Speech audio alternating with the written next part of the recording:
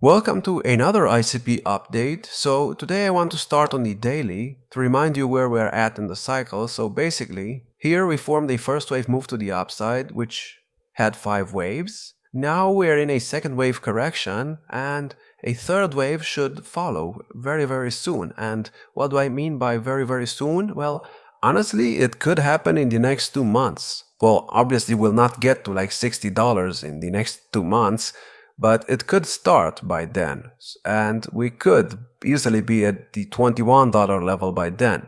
And let me explain why. So I know this is unusual, but we need to go on the Bitcoin dominance chart, and I mean, just look at it. Right now, we went above the 50% extension of this high right here of 2020, and we seem to be heading to the 0.618 level, and honestly, we have been going up since September of 2022, and the Bitcoin dominance has just been going up. So I see it topping at this level right here. So we will most likely get to the 0.618 level, and then it will start dropping, and that's when an altcoin season will happen. So I think the Bitcoin dominance chart would look something like this. We will touch that resistance level, and then we'll just do this and go in the altcoin season. And honestly, if we do that right now, that would go perfectly well with the fact that ICP is ready, and not only ICP, many other altcoins as well, are ready to go in a third wave move to the upside. And as you know, third waves are usually the most impulsive, so this could be good. But this does mean that ICP might continue doing nothing for the entire month and even for September as well, and let me explain why. If we look at the Bitcoin monthly returns, we'll see that August right now is red, which is not surprising because, as you can see right here, most of Augusts tend to close red, so yeah. And especially, I mean, if you check out the previous halving years in 2020, I mean, it closed green, but it only went up like 3%, which is not a lot. And in the halving year before that, in 2016, it closed red. So it's not surprising that we are closing red as well. I mean, we have not closed red, but we will most likely do that. And if you check out what happened in September, almost each year closed red. So I think this year will be no different. And do not forget this is a halving year. And if you check out the previous halving years, in 2020, September was also red. And in 2016, it was green, but I mean, it went up like 6%. So nothing really happens in August and September. And if we do close red in September, it's going to be perfectly normal. And if we do that, and if Bitcoin continues doing nothing for another 2 months, then I could see ICP just go sideways and do nothing. And if ICP goes sideways, or maybe ICP puts in another low right here in the second wave move down, it's not going to be bearish.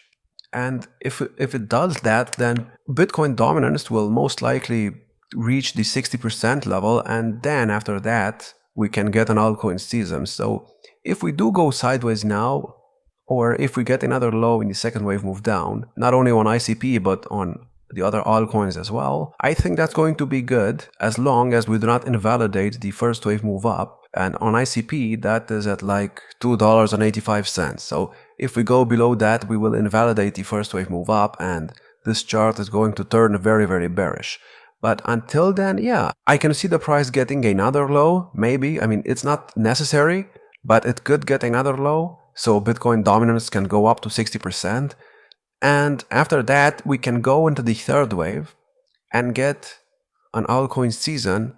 And that would go perfectly well with the fact that in October, the price of Bitcoin has always gone up if you do not look at the previous bear market. So as you can see, in each October, Bitcoin went up. This was a bear market, so of course it went down, and this was also a bear market. So yeah, of course it closed red. But if you look at the halving years, for example, 2020, Bitcoin went up 28%, and in 2016, it went up 14%. So we might get some kind of Bitcoin pump in October. We'll most likely not get one in September, but I think we'll get one in October and in November, and then that's when the Bitcoin dominance will start dropping, but Bitcoin will continue going up to new all-time highs.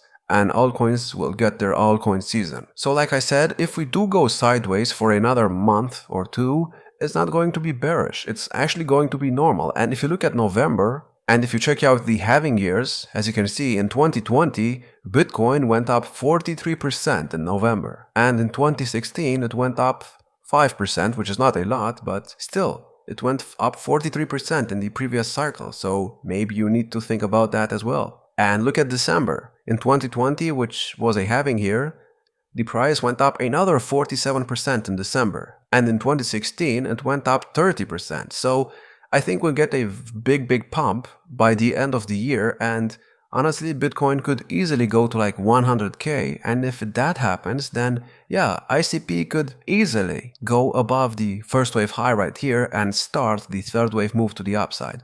Now, I don't think the third wave move will finish by the end of the year. I think it will top somewhere between, let's say, February and March of next year before going in the fourth wave move down. So after we top in February or March, we will most likely get a fourth wave move down and then a fifth wave to finish the cycle somewhere in October or September of 2025. So I still think this cycle has like 14 months left. Now, of course, that's not financial advice, that's just my opinion, but I mean, judging by what Bitcoin does in each cycle, for example, from the 2013 bull market high to the 2017 bull market high, it took about 1,480 days for that to happen, to get another bull market high before we went to the bear market. And from this high right here of 2017 to the 2021 high, it took 1,400 days, just like this cycle right here. So is that a coincidence? Maybe, maybe not. But if that does happen again, if we put this right here at the previous all-time high of 2021,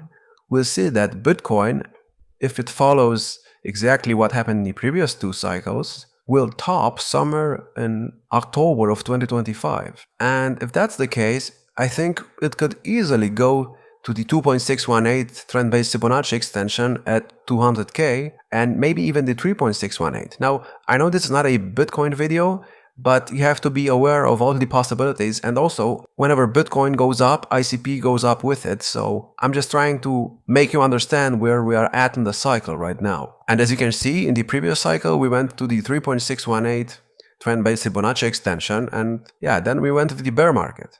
And in the cycle before that, we even got above the 4.618. So is it unrealistic to think that maybe Bitcoin will go to the 2.618 in this cycle, or the 3.618, or even the 4.618? I don't think it's unrealistic. And if that happens, then I could easily see ICP go to new, well, not new all-time highs, because I don't think ICP will go to like $600 in this cycle, but I could easily see it go above this high right here, which I believe is the real all-time high, and maybe go to the 1.618 extension right here at about $138, and maybe even the 2.618 if Bitcoin decides that it wants to be more bullish, and if we go to like 200 to 300K. And do not forget, if Bitcoin goes to like 300K, which is another 5x from where we're at right now, if we take the market cap, we can see that if we go to like 300K, the market cap will be somewhere between $5 to $6 trillion.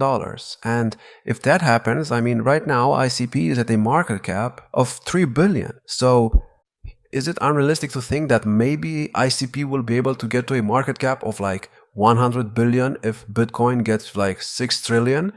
I don't think that's unrealistic. And if we get to like $100 billion, that would be a 29x from where we're at right now. And that would put the price at about $213. And if we look at the chart, I mean, that would go perfectly well with my Fibonacci retracements. So, of course, everything I say right here is speculation, but, you know, I don't think Bitcoin has topped, so I still think we have a long way to go until we get a real top. And even if it goes down in the short term, I still think it's going to go up a lot by the end of the year and by the end of next year. Also, if you look at the bull market support band, right now the green line is still below the red line, which means that the correction might not be over, and maybe we'll get another low, but that will break the trend line. So I don't know if that will happen, because as you can see right here, it respected the trend line multiple times, so we have many touch points. So I don't think we'll get another low, but if we get another low, it's going to be normal. But if we do not get another low, and if we start going up right now, the green line is going to go above the red line. I mean, we are already preparing for that on some other altcoins. For example, ADA, as you can see, the green line is preparing to go above the red line. And usually when the green line goes above the red line, for example, this is a good example right here. After we went down a lot in this correction right here, as you can see, the red line was above the green line. And a few weeks after the green line got above the red line right here, that confirmed that the low is in. And then the green line got above the red line, and the price just did like a 10x from the bear market low. So if that happens again, and if the green line of the bull market support band goes above the red line, then I think that's going to be a sign that the second wave move down is over. So we'll have to see what happens. Also, just want to let you know that we now have YouTube memberships. So if you want to support the channel, maybe check them out. And if you enjoyed this video, maybe like, subscribe, and I will see you in the next one.